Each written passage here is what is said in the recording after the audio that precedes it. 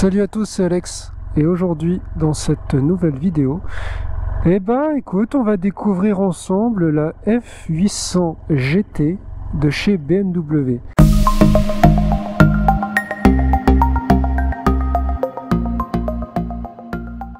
Et cette F800 GT, c'est mon assurance qui me l'a prêté parce que je n'ai toujours pas récupéré le Street RS. Ça devrait plus trop tarder, donc à nouveau, hein, dès que je l'aurai récupéré, je te ferai une vidéo sur tout ce qui s'est passé sur mon Street. Je te propose de faire un petit tour de la machine. Bon, on commence par l'avant. Alors, ça m'a un petit peu surpris, mais en fait j'ai l'impression que c'est le même avant que la GS, mais avec un carénage.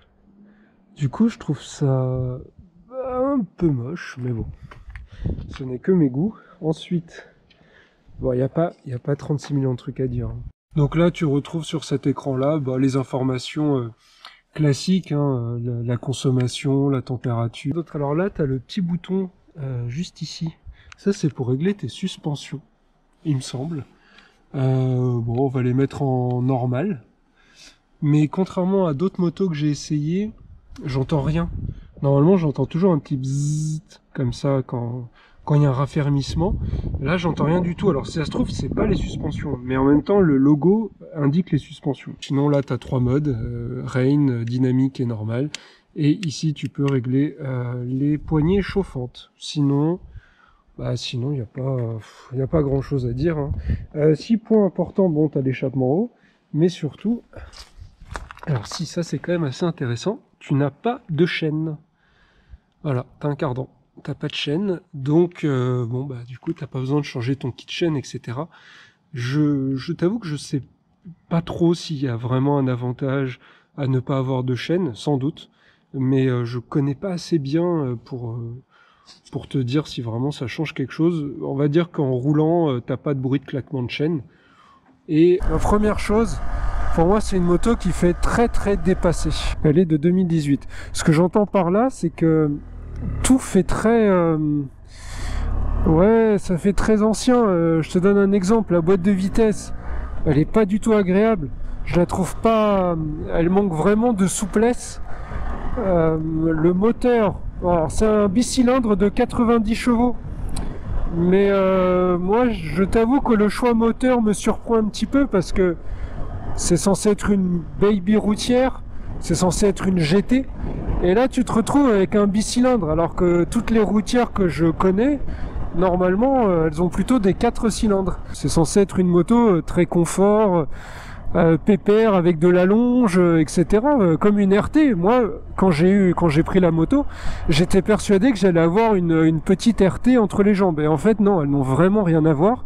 J'ai un petit peu du mal à la situer, c'est-à-dire, je ne sais pas.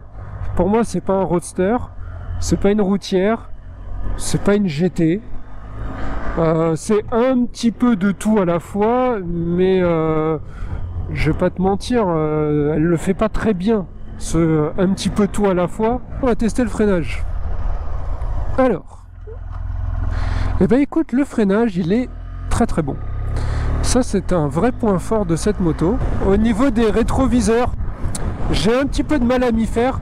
Et surtout, bon, c'est un petit point noir, mais c'est très difficile à régler en roulant. Tu vois, là, je le fais, mais franchement, c'est super dur. Super dur à faire, j'ai l'impression que, tu sais, je vais tomber. Si je devais acheter une routière, j'achèterais pas une baby routière neuve, comme celle-ci. Je préférais largement acheter une RT à 12 000 € plutôt que de payer ça 12 000 €, même si la RT elle est d'occasion. Parce que là, niveau moteur, je m'emmerde. Hein. Oh là là, mais qu'est-ce que je me fais chier. Pourtant, dans GT, il y a grand et il y a tourisme. Et là, je vois pas où est le grand et le tourisme. Je me vois pas faire 200 bornes avec cette moto en balade. Hein. Clairement pas. Je sais même pas si tu entends le bruit de la boîte de vitesse. J'ai l'impression que tout le quartier l'entend tellement que ça fait clac. Pour ce qui est des protections des jambes, écoute, là on est pas mal. Hein, je vais pas cracher dans la soupe. On est quand même bien mieux que sur le Tiger. Mais je sais pas si tu as vu la taille des embouts de guidon. Ils sont énormes. Et à mon avis, ils doivent peser 5 kg chacun pour contrebalancer les vibrations. Bon, tu vois, je suis en 3e, je suis à 55. Ça vibre dans le guidon. Donc si je me mets en 4, bah, après c'est un bicylindre, alors forcément faut être plutôt que je me mette en 2. Ouais, mais en 2 ça vibre beaucoup, en 3 ça vibre légèrement moins, en 4 ça broute, en 5, n'en parlons pas, c'est horrible. Allez, je teste la 6. Ah ouais, non, ça broute beaucoup trop, c'est pas agréable. Et autre petit point un petit peu désagréable, c'est l'embrayage. Je pense pas du tout qu'on soit sur un embrayage hydraulique, je pense qu'on est sur un bon vieil embrayage à câble.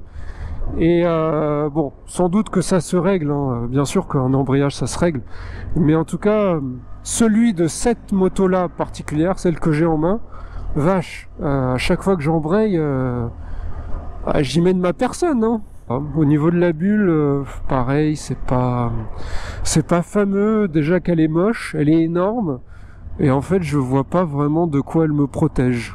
Même pas du tout, parce que je l'ai déjà essayé sur autoroute et tout. Bon, à moins de me mettre en mode pilote de MotoGP, je mange du vent, donc j'ai pas trop compris l'intérêt de cette bulle. Je ne te recommande pas cette moto.